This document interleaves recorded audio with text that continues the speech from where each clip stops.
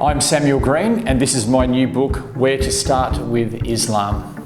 I became a Christian in my first year at university, and after a while I realised I had to share the gospel with other people, and I started doing that, and some of them were Muslims, and so I started to get to know Muslim people a bit, but I didn't really understand what the religion was about. And then one day when I was working, I had graduated and I was working as an engineer. In the lunchroom, a Muslim said to me, "The church has suppressed the Gospel of Barnabas." And if you'd read this, you would have seen that Jesus foretold the coming of Muhammad. Now, I'd never heard of the Gospel of Barnabas. I didn't even know what he was talking about, and so I couldn't say it was wrong because I knew nothing about it. And so I just had to sit there and say nothing. Now, I went and did research, and I showed this research to my Muslim friend, and he admitted that the Gospel of Barnabas is false. But it just opened my eyes to the preparation that Muslims have for Christians. You see, the Quran talks about all of our main doctrines, all of the main doctrines of Christianity, the Trinity, the death of Jesus, the incarnation, salvation by grace, and the fatherhood of God. And so Islam prepares Muslims in a way that the Bible doesn't directly prepare Christians to talk to Muslims. I wrote this with the average Christian in mind, and I did that by showing them where to start. And the idea here was not having to burden them with lots of verses from the Quran or the history of Islam or things that they will tend to forget if they're not using them.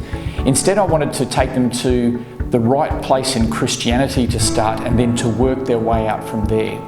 And so I'm hoping that that's what the book will do, that it will help your average Christian go, this is where I start with Christianity if I want to talk to a Muslim friend. But I've also written it with the specialist in mind, in that I've been debating this subject with Islamic speakers for about 15 or 20 years now. And so there's just been a lot of trial and error and a lot of practice and experience that I've put into this book. And I'm hoping that that's going to allow them to take that wisdom and run with it themselves. I think everyone should know something about Islam because there are over 1 billion Muslims in the world, and there are many Muslims coming into Western countries. You may have Muslim friends, your children may have Muslim school friends, and there may be issues that they discuss together.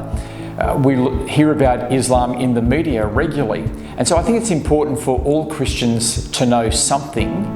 And what I've tried to do in this book is to give you the basic place on where to start in terms of Christianity and what is it you need to know as a Christian to understand Islam and how does Christianity speak to it. If I had this book when I began Muslim ministry, it would have definitely saved me time because I would have not started in the wrong place when talking to Muslims. And there's a few things, because the Quran prepares Muslims to talk to Christians. If you start in the wrong place, you may find that you just don't make any progress because they're ready for you.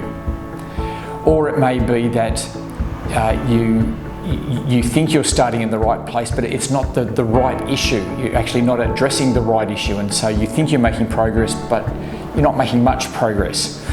So I think if I'd had this book at an earlier date, it would have given me the direction that I needed, and I'm hoping that it's going to be something that can save a lot of people time and can just get them going in the right direction, and that they can, use the work that I've done and then stand on that and then do even more for the next generation.